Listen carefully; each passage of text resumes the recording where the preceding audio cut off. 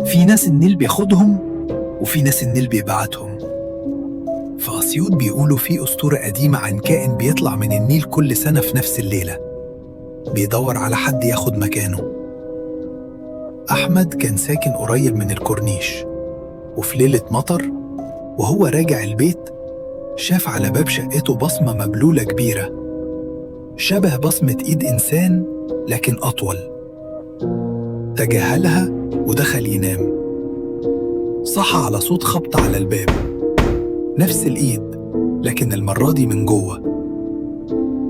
الكاميرا اللي في الصالة سجلت الإيد وهي بتسيب أثر مائي على الأرض، والأثر بيتحرك لوحده لحد أوضته.